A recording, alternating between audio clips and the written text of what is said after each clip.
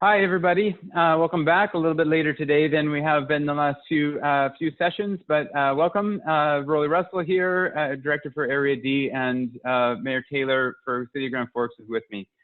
We don't have any special guests today, and so what we thought would be a better opportunity would just be have a little bit of dialogue between the mayor and myself around some of the issues that we're seeing and some of the good news that's on the horizon and so on. So I'll open it up by, just checking in with Brian and asking, how are things going for you personally during all this?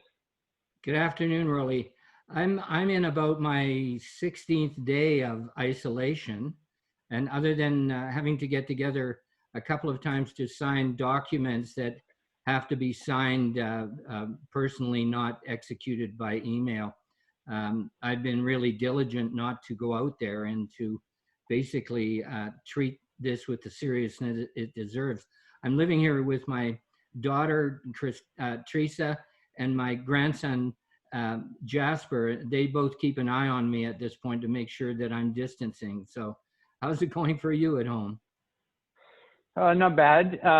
Yeah, getting a little stir crazy for some social connection and hanging out with friends, but we're figuring out ways around that through playing some games in the evening virtually online using Zoom and so on. And so we've got around it that way with my wife working from home, myself working from home, and both our kids doing school from home. It's I heard somebody refer to it as basically having four people working from home, and that's testing the limits on our number of quiet rooms in the house, but it's all going all right in the scheme of things. We're lucky to have family in the house to socialize with, at least. So.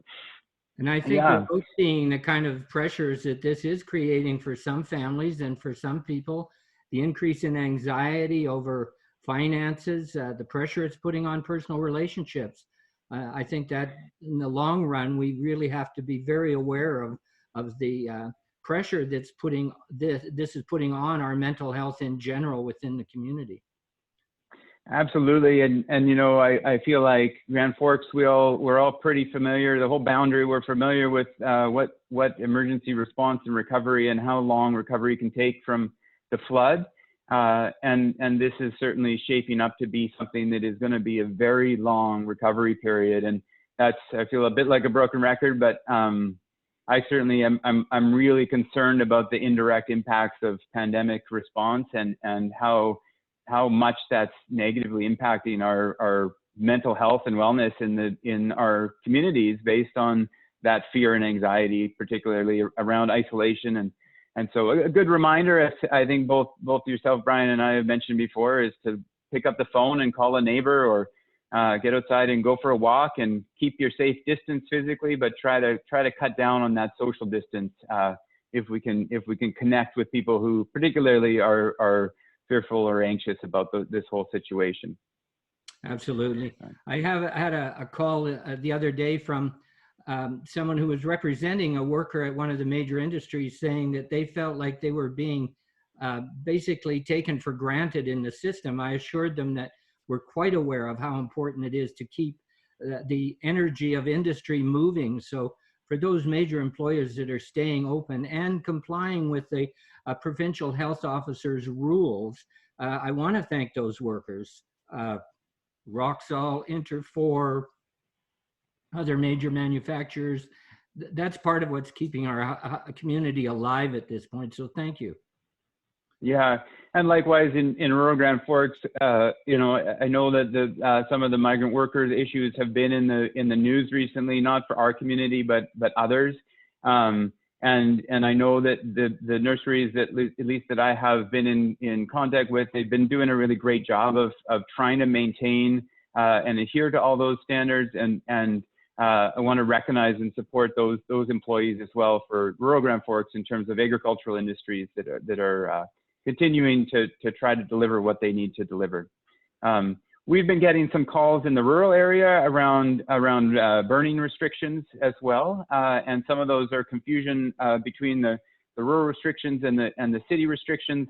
Just a clarification that for any large fires right now, most of those are prohibited but you would need a burning permit regardless. So to make sure that if you are in a rural area and you think that you may be allowed to, make sure you have that permit in hand, and consult with the province before going down that path. Campfires are allowed in the rural area, but the city has instituted some more restrictions around campfires. So I'll turn it over to you, Brian, maybe to speak to the city restrictions on fires. In fact, those regulations have been in the city for quite a while. We don't have open burning without a permit, and at this point, there will be no permitting of any open burning. Again, this has to do with the particulate matter that enters the atmosphere with smoke and how it can adversely affect the coronavirus situation by weakening people's lungs and the ability to withstand the virus. So in the city of Grand Forks, there's no burning, no campfires, no open burning at all. Yeah, thank you for that clarification. You know, the other piece I think that both of us have been dealing with a lot of calls on is clarity around what are orders versus recommendations coming from the province. And certainly from Sergeant Pepler, we're hearing similar kinds of questions around from the community around calling into the RCMP around what are mandated orders from the provincial health officer and what are recommendations. And so just to clarify for that, that distinction, that the orders that are currently in place are particularly around things like very large gatherings, prohibiting those from taking place, making sure if you're a restaurateur, for example, that you're delivering takeout and you're not having sit-down meals. Those are the orders currently in place. The recommendations are things like common sense around trying to limit transmission risk. So don't get together with large groups of people. Keep that physical distancing. You know, I think that the federal chief public health officer, Theresa Tam, has made it very clear, you know, let's make sure that we continue on things around good hand washing, good cough etiquette, and good physical distance. And then we really can continue to do such a good job of managing transmission risk.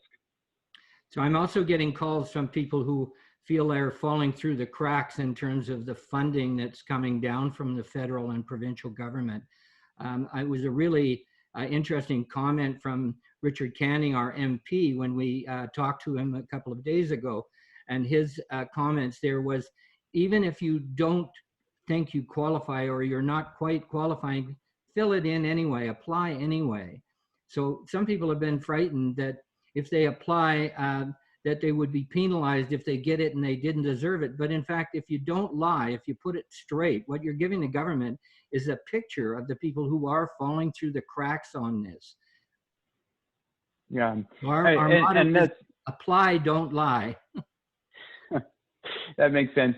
And that's a good reminder too, that the comment of people falling through the gaps, the mayor and myself, as well as a number of other leaders in the community, are getting together very regularly, including our MP, our MLA, to make sure that we can help identify what those gaps might be and try to figure out how to fill those gaps locally. And so please don't hesitate if you feel like there are gaps in supports in our system, whether those are for mental health, whether those are for employment issues or otherwise, let us know and we can help try to connect the dots and make sure that we can fill those gaps.